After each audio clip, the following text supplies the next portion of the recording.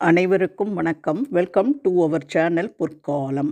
மகாவிஷ்ணுவின் அவதாரமான கிருஷ்ண பகவானின் ஆசியை ஒருவர் பெற்றுவிட்டால் அவருடைய ஆசைகள் அனைத்தும் நிறைவேறும், அவரது வாழ்வில் உள்ள அனைத்து பிரச்சனைகளும் நீங்கும் என்று கூறப்படுகிறது. அதுவும் ஜென்மாஷ்டமி நாளான ஆகஸ்ட் 26ஆம் தேதி திங்கட்கிழமையன்று கிருஷ்ணரின் அருளைப் பெற மிக மிக சிறந்த நாள். ஏனென்றால் இந்த நாளில்தான் கிருஷ்ண பகவான் அவதரித்தார். இந்த நாளில் அவருக்கு பிடித்ததை செய்து அவரை மகிழ்வித்தால் அவரது முழு அருளையும் பெறலாம். நம்ம இந்த பதிவில் எந்த ராசியினர் எந்த கிருஷ்ணரை வழிபட வேண்டும், என்ன அபிஷேகம் செய்ய வேண்டும், எதை நிவேதனமாக படைக்க வேண்டும், எந்த மந்திரம் கூறி அவரை வழிபட வேண்டும், என்ன பலன்கள் கிடைக்கும் என்பதை தான் இந்த பதிவில் பார்க்க போகிறோம்.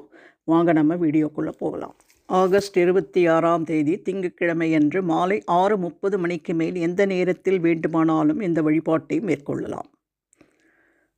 முதலாவதாக மேஷ ராசியினர் சங்கு சக்கரம் ஏந்திய கிருஷ்ணரை வழிபட வேண்டும். நீர் அபிஷேகம் செய்வது நல்லது. மாதுளை பழத்தை நிவேதனமாக படைக்கலாம்.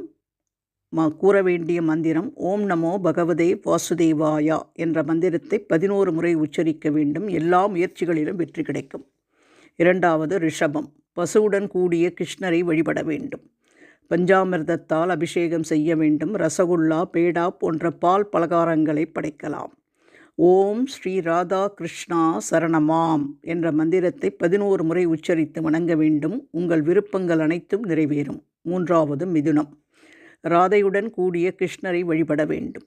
பாலபிஷேகம் செய்ய வேண்டும். முந்திரியாலான இனிப்புகள் 5 பழங்களை படைத்து வழிபடலாம். துளசியாலோ அல்லது ஸ்படிக மாலையோ பயன்படுத்தி ஸ்ரீ ராதா கிருஷ்ணாயே நமஹா என்ற மந்திரத்தை 11 முறை கூறி வழிபட வேண்டும். உங்கள் மரியாதையை சமூகத்தில் அதிகரிக்கும். கடகராசிக்காரர்கள் யசோதாவுடன் உள்ள கிருஷ்ணரை வழிபட வேண்டும். நீரால் அபிஷேகம் செய்ய வேண்டும். குங்கும பூவான இனிப்புகள் படைத்து வழிபட வேண்டும். கூற வேண்டிய மந்திரம் ஸ்ரீ யசோதா கிருஷ்ணாய நமஹா என்ற மந்திரத்தை 11 முறை உச்சரிக்க வேண்டும். வாழ்க்கையில் அமைதியையும் செழிப்பையும் தரும். ஐந்தாவது சிம்ம ராசிக்காரர்கள் மலையை தூக்கி தன் மக்களை காக்கும் கிருஷ்ணர் கிரீடம் தரித்த கிருஷ்ணரை வழிபட வேண்டும். நீரில் தேன் கலந்து அபிஷேகம் செய்வது சிறப்பு. வெள்ளத்தால் ஆன இனிப்புகளை படைக்க வேண்டும். வெல்லமே கூட படைக்கலாம். கூற வேண்டிய மந்திரம் ஓம் ஸ்ரீ கிருஷ்ணாய நமகா 11 முறை உச்சரிக்க வேண்டும். அனைத்து துறைகளிலும் வெற்றி, எதிரிகள் வெல்ல உதவும். கன்னி ராசிக்காரர்கள் தனது மனைவியருடன் உள்ள கிருஷ்ணரை வழிபட வேண்டும். பாலில் நெய் கலந்து அபிஷேகம் செய்ய வேண்டும். உலர்பழங்களால் தயாரிக்கப்பட்ட இனிப்புகளை படைக்கலாம். கூற வேண்டிய மந்திரம் ஓம் ஸ்ரீ கிருஷ்ணாய நமகா 11 முறை உச்சரிக்க வேண்டும். வாழ்க்கையில் மகிழ்ச்சி, அமைதி பெற உதவும். துலாம் ராசிக்காரர்கள் துலாபாரம் செய்யும் விதத்தில் உள்ள கிருஷ்ணரை வழிபட வேண்டும். பாலில் சர்க்கரை கலந்து அபிஷேகம் செய்ய வேண்டும். பாலால் தயாரிக்கப்பட்ட இனிப்புகளை படைக்கலாம். கூற வேண்டிய மந்திரம் ஓம் ஸ்ரீ கிருஷ்ணாய நமகா 11 முறை உச்சரிக்க வேண்டும். இதனால் நல்ல அதிர்ஷ்டமும் செழிப்பும் வாழ்க்கையில் ஏற்படும். எட்டாவது விருச்சிக ராசிக்காரர்கள் காளிங்க நர்த்தனன் கிருஷ்ணரை வழிபட வேண்டும். பஞ்சாமிர்த அபிஷேகம் செய்வது நல்லது. வெள்ளத்தால் ஆன இனிப்புகளை படைக்க வேண்டும். கூற வேண்டிய மந்திரம் ஓம் ஸ்ரீ ராதா கிருஷ்ணாய நமகா. கிருஷ்ணரின் ஆசி கிடைப்பதோடு விருப்பங்கள் நிறைவேற உதவும். ஒன்பதாவதாக தனுசு ராசிக்காரர்கள் தேரோட்டி கிருஷ்ணரை வழிபட வேண்டும். தேனில் பாலில் தேன் கலந்து அபிஷேகம் செய்வது சிறப்பு. பாலால் தயாரிக்கப்பட்ட இனிப்புகளை நிவேதனமாக படைக்க வேண்டும். கூற வேண்டிய மந்திரம் ஓம் நமோ நாராயணாயா என்ற மந்திரத்தை 11 முறை உச்சரித்து வணங்கினால் கிருஷ்ணரின் ஆசீர்வாதங்கள் நிச்சயமாக கிடைக்கும். பத்தாவது மகர ராசிக்காரர்கள் மாடு மேய்க்கும் கிருஷ்ணரை வழிபட வேண்டும். கங்கை நீரால் அபிஷேகம் செய்ய வேண்டும். திராட்சைப்பழம் நிவேதனமாக படைக்க வேண்டும். கூற வேண்டிய மந்திரம் ஓம் ஸ்ரீ தேவகி சத் கோவிந்தாய நமகா 11 முறை உச்சரித்து வணங்க வேண்டும். கிருஷ்ணரின் ஆசியோடு எதிலும் வெற்றி கிடைக்கும். கும்ப ராசிக்காரர்கள் வெண்ணெய் பானையுடன் உள்ள கிருஷ்ணரை வழிபட வேண்டும். பால் பஞ்சாமிர்தம் அபிஷேகம் செய்யலாம்.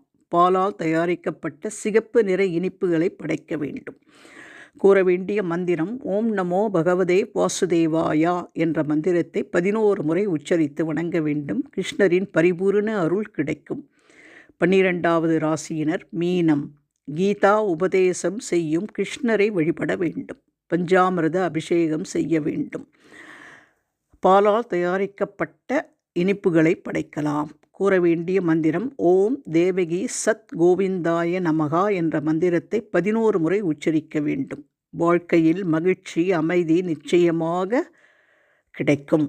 இப்போது இந்த பதிவின் மூலமாக 12 ராசிக்காரர்களும் எந்த கிருஷ்ணரை வழிபட வேண்டும், என்ன அபிஷேகம் செய்ய வேண்டும், எதை நிவேதனமாக படைக்க வேண்டும், எந்த மந்திரம் கூறி வழிபட வேண்டும், இவ்வாறு வழிபடுவதால் என்னென்ன பலன்கள் கிடைக்கும் என்பதை இந்த பதிவின் மூலம் அனைவரும் தெளிவாக தெரிந்து கொண்டிருப்பீர்கள் என்று நினைக்கிறேன். உங்களது ராசிக்கேற்ப அந்தந்த கிருஷ்ணரை நீங்கள் வழிபட்டு வாழ்வில் அமைதியும் சந்தோஷத்தோடும் செல்வ வளத்தோடும் வாழ வேண்டும் என்று நானும் உங்களுக்காக பிரார்த்தித்துக் கொள்கிறேன்.